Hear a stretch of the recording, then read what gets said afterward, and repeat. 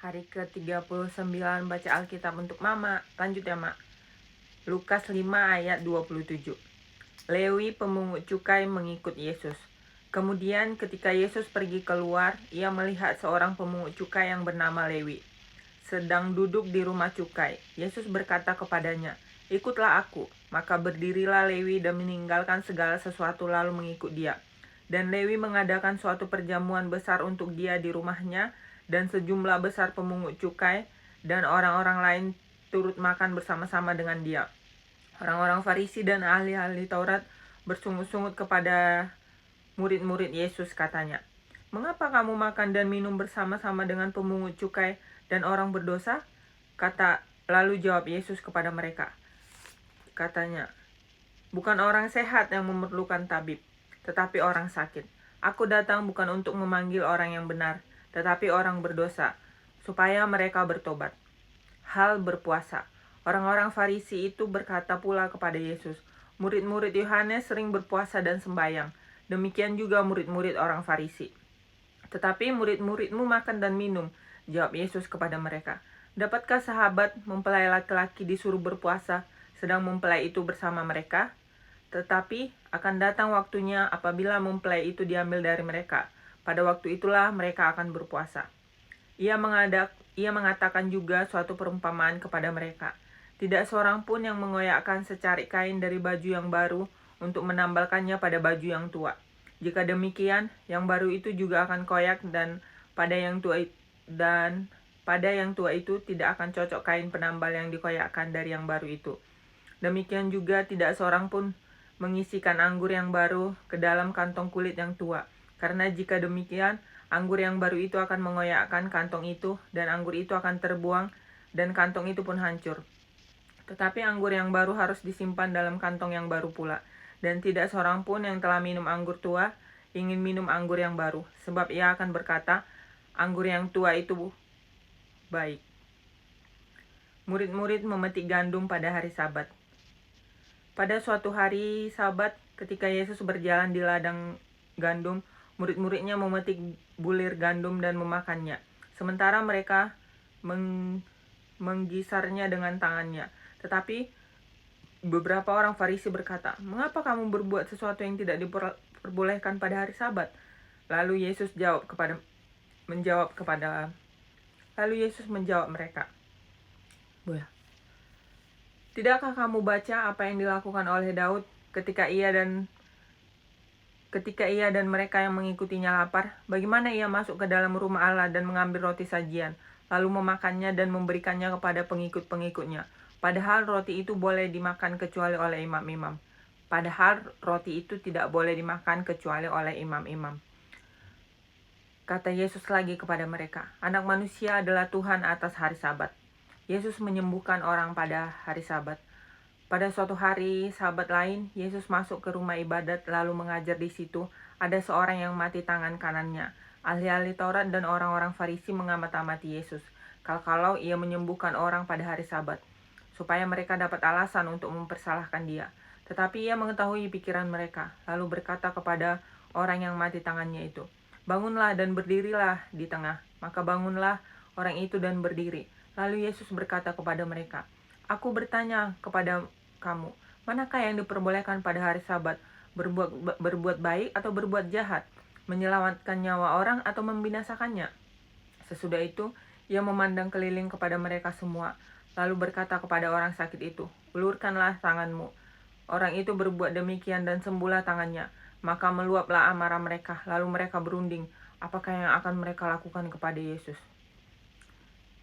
Kenapa ini macet-macet? Yesus memanggil ke-12 rasul. Pada waktu itu pergilah Yesus ke bukit untuk berdoa, dan semalam-malaman ia berdoa kepada Allah. Ketika hari siang, ia memanggil murid-muridnya kepadanya, lalu memilih dari antara mereka 12 orang yang disebutnya rasul. Simon yang juga diberinya nama Petrus, dan Andreas saudara Simon, Yakobus dan Yohanes, Filipus dan Bartolomeus, Matius dan Thomas, Yakobus anak Alpeus, dan Simon yang disebut orang Zelot, Yudas anak Yakobus, dan Yudas Iskariot yang kemudian menjadi pengkhianat. Yesus mengajar dan menyembuhkan banyak orang. Lalu ia turun dengan mereka dan berhenti pada suatu tempat yang datar. Di situ berkumpul sejumlah besar dari murid-muridnya dan banyak orang lain yang datang dari seluruh Yudea, dari Yerusalem, dan dari daerah partai Tirus dan Sidon. Mereka datang untuk mendengarkan dia untuk disembuhkan dari penyakit mereka. Juga mereka yang dirasuk oleh roh-roh jahat beroleh kesembuhan.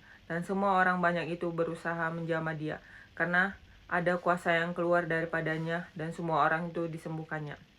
Ucapan bahagia dan peringatan. Lalu Yesus memandang murid-muridnya dan berkata, "Berbahagialah hai kamu yang miskin, karena kamulah yang punya kerajaan Allah. Berbahagialah hai kamu yang sekarang ini lapar, karena kamu akan dipuaskan. Berbahagialah hai kamu yang sekarang ini menangis, karena kamu akan tertawa. Berbahagialah kamu jika karena Anak Manusia orang membenci kamu, dan jika mereka mengucilkan kamu dan mencela kamu serta menolak namamu sebagai sesuatu yang jahat. Bersukacitalah pada waktu itu dan bergembiralah, sebab sesungguhnya upahmu besar di surga. Karena secara demikian juga nenek moyang mereka telah memperlakukan para nabi. Tetapi celakalah kamu, hai kamu yang kaya, karena dalam kekayaanmu kamu telah memperoleh penghiburanmu. Celakalah kamu yang sekarang ini kenyang, karena kamu akan lapar. Celakalah kamu yang sekarang ini tertawa, karena kamu akan berduka cita dan menangis. Celakalah kamu jika semua orang memuji kamu, karena secara demikian juga nenek moyang mereka telah memperlakukan nabi-nabi palsu. Kasihilah musuhmu. Tetapi kepada kamu yang mendengarkan aku berkata, kasihilah musuhmu, berbuatlah baik kepada orang yang membenci kamu. Mintalah berkat bagi orang yang mengutuk kamu, berdoalah bagi orang yang mencaci kamu. Barang siapa menampar pipimu yang satu, berikan juga kepadanya pipimu yang lain. Dan barang siapa mengambil jubahmu, biarkan juga ia mengambil bajumu. Berilah kepada setiap orang yang meminta kepadamu, dan janganlah meminta kembali kepada orang yang mengambil kepunyaanmu. Dan sebagaimana kamu kehendaki supaya orang berbuat kepadamu, perbuatlah juga demikian kepada mereka. Dan jikalau kamu mengasihi orang yang mengasihi kamu, apakah jasamu? Karena orang-orang yang berdosa juga mengasihi juga orang-orang yang mengasihi mereka. Sebab jikalau kamu berbuat baik kepada orang yang berbuat baik kepada kamu, apakah jasamu? Orang-orang berdosa pun berbuat demikian. Dan jikalau kamu meminjamkan sesuatu kepada orang, karena kamu berharap akan menerima sesuatu daripadanya, apakah jasamu?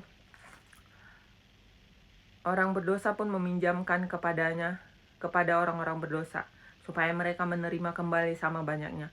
Tetapi kamu, kasihilah musuhmu dan berbuat baik kepada mereka, dan pinjamkan dengan tidak mengharapkan balasan.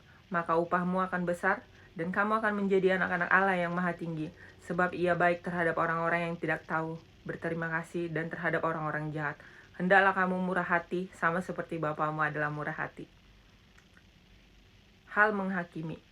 Janganlah kamu menghakimi, maka kamu pun tidak akan dihakimi. Dan janganlah kamu menghukum, maka kamu pun tidak akan dihukum.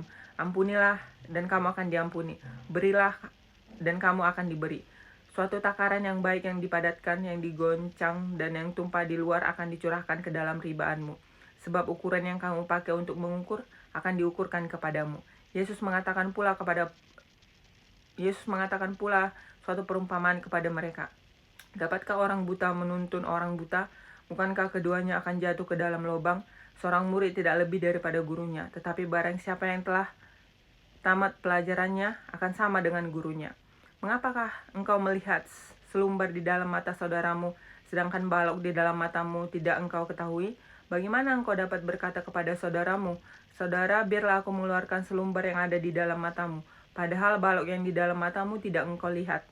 Hai orang munafik, keluarkanlah dahulu balok dari matamu, maka engkau akan melihat dengan jelas untuk mengeluarkan selumbar itu dari mata saudaramu. Oke ya, sampai di situ. Besok kita lanjut ya, Mak. Tuhan Yesus, terima kasih aku dan mamaku masih boleh mendengarkan firman Tuhan malam ini. Biarlah firman-Mu berakar, bertumbuh, dan berbuah dalam hidup kami. Terima kasih Tuhan Yesus, we love you, amin. Shalom. Kenapa ini patah-patah?